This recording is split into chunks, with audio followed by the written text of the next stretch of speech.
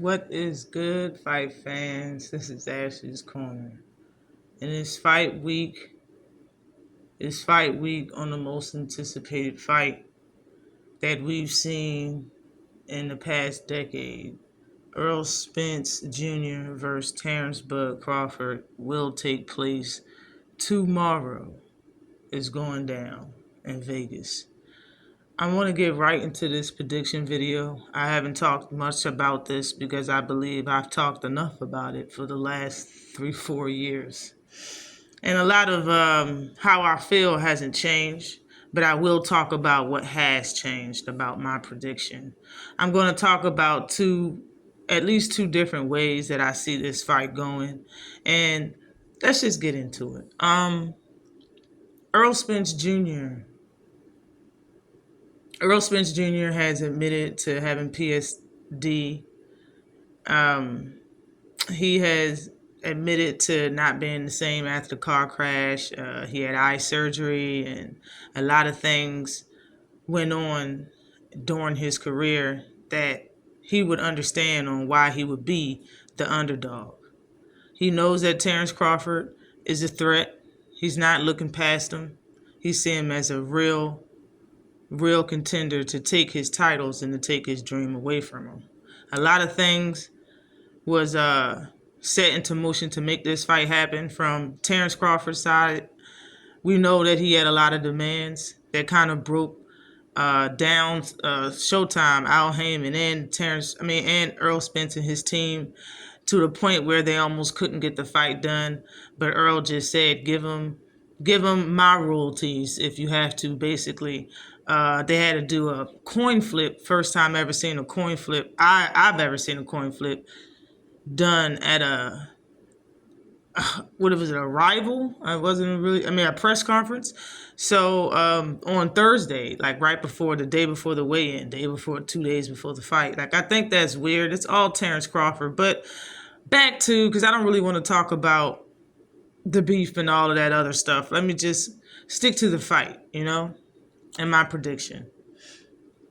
Because Errol Spence feels that way, I'm not shooting in the dark. That's not how I feel. I believe the man in the words he said about himself. And because of that, at first I picked the young Errol Spence, never had an injury or never had anything, before the Sean Porter fight and all of that. I was picking this to be a 7-round fight with Errol Spence stopping Terence Crawford. Now, since he said all of that stuff, I feel a bit differently. And I think the fight could go 12 rounds. When you look at his last past 7 opponents, he doesn't have 7 knockouts, but Terence does, And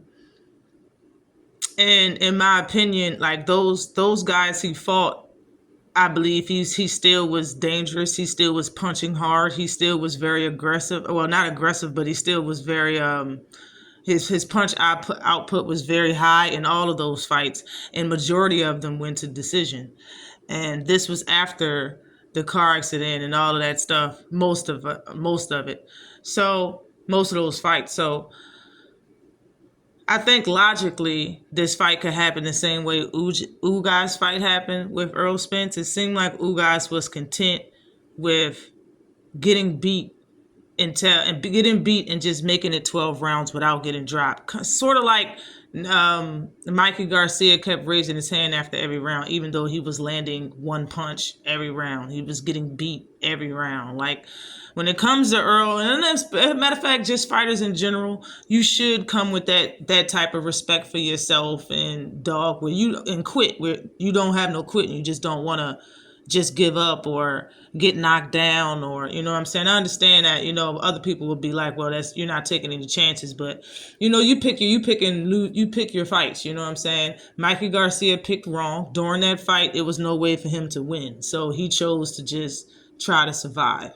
When it came to Ugais still thought that he had probably a puncher's chance, but he's Cuban. There's no give up in the man. So even though he was losing and his eye was shutting, he was still content and still wanted to fight, even when the doctors threw in the towel. I believe this is kind of the same thing when it comes to Bud. Don't get me wrong. I know Bud isn't as durable as Errol Spence. I'm a big Errol Spence fan, been that.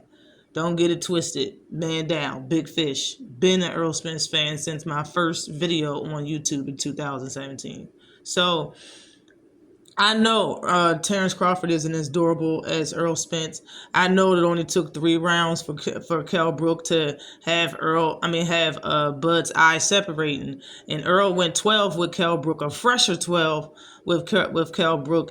10. It was 10 round. It wasn't a 12-round fight with Kell Brook, and didn't have none of that. So I know the durability is there with Errol Spence. He got the pressure. The pressure. He doesn't really, like, when it comes to technical ability, fanciness doesn't really, it doesn't have nothing to do with that. You know what I'm saying? Like, that's almost every sport, unless you get judged on how good it looked, on how flashy.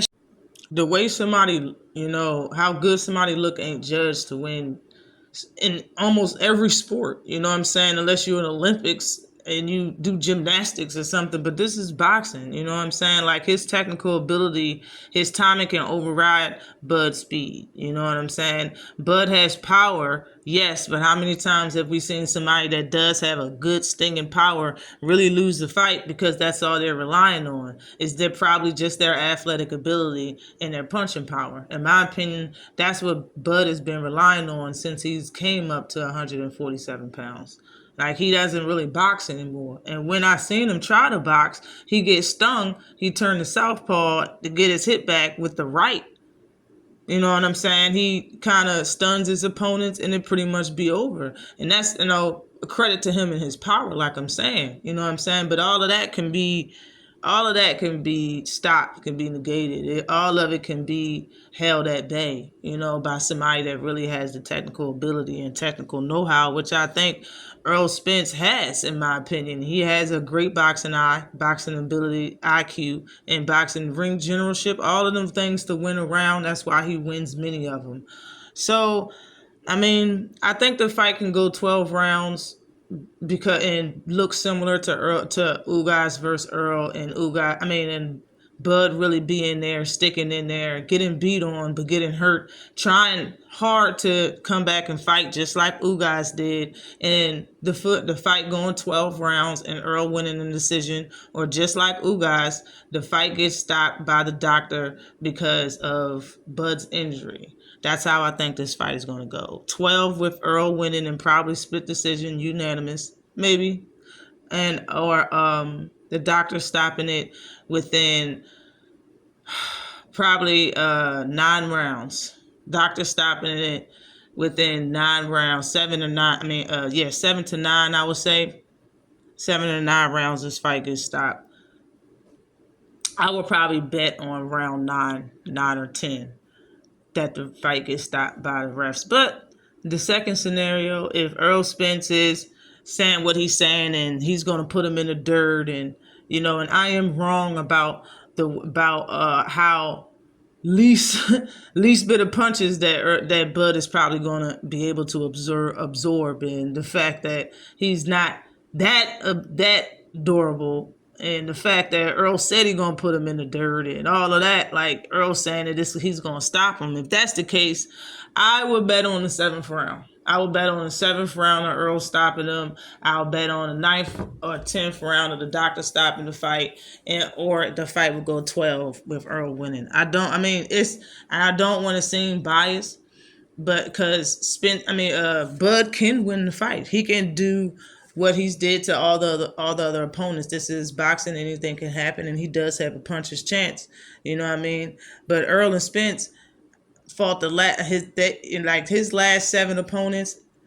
Bud's last 7 opponents. All of those opponents has been at welterweight, and when you look at Errol's last 7 opponents, like, Errol got the better names.